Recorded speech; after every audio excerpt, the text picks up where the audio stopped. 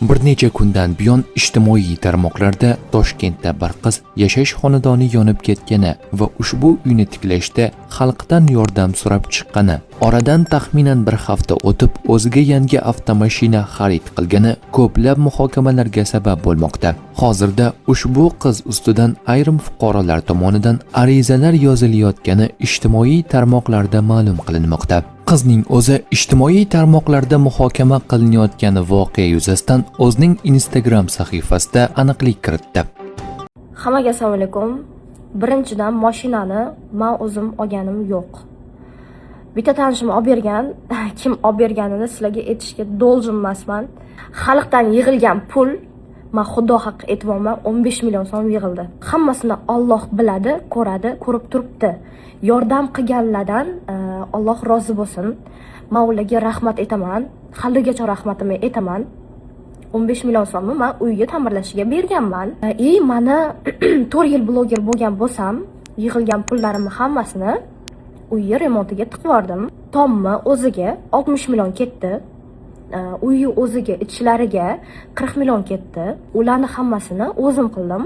Xalqdan yig'ilgan pul 15 million so'm. Eshtinglar.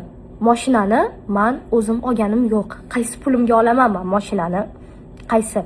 Prosta u aytdi, men mashina olib beraman, lekin anoshka kazinoni boshqa reklama qilmaysiz dedi. Kazinoni boshqa reklama qilmaysiz. Men va'da berdim, kazinoni reklama qilmayman, qumorni reklama qilmayman dedim. U odam menga mashina olib berdi. Lekin aytdi, men olib berganimni hech kim bilmasin. Men olib berganimni hech kim bilmasin.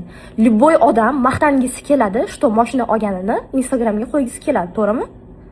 To'g'ri. Men bunaqa odamlar aktiv yig'ish uchun bunaqa gapirib, prям bo'lib ketadi deb o'ylamadim, to'g'risi. Men mashina qo'yganimdan keyin ko'pchilik xalqlar meni yomon ko'rib qoldi. Iltimos qilaman, xalqimiz meni yomon ko'rmanglar. Uyim yonganini Alloh ko'rdi. Uyim yongan paytida men realni aytaman, qiyin vaziyatga tushganim rost edi. Anu kuni esinglardan men sizlarga xos sanasi bilan qo'yib qo'yaman. Vot, ketma-ket men obzor qilib qo'yib berdim uyimni.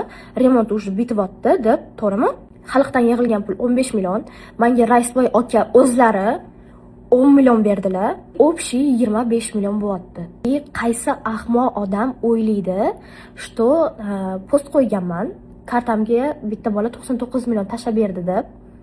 Qanaqa qilib uni reklama ekanligini sizlar bilmadinglar. Men u bola bilan post ulaganman, kollab bo'lgan o'tda. Reklama uchun men 30 million so'm oldim. To'g'ri, tan olaman. Biz uni hype qildik, reklama olganimni men tan olaman. Ko'pchilik bildi menimcha uni reklamaligini. Blogerlar men umuman gapirmayman. Video ishlab chiqarayotganlar menga farqi yo'q. Sizlar nima qilasizlar, qanaqa video ishlaysizlar, menga umuman farqi yo'q. Prosta men so'rayotgan narsam, xalq meni yomon ko'rmanglar. Sizlarni men yaxshi ko'raman. Boringlarga shukr. Sizlarga ming rahmat aytaman. Vot ustalarning o'ziga yig'ilgan pul, xalqdan yig'ilgan pul edi. Men o'shani o'zini berdim. Meni to'g'ri uchun deyiladigan umiddaman. Hammaga rahmat aytaman.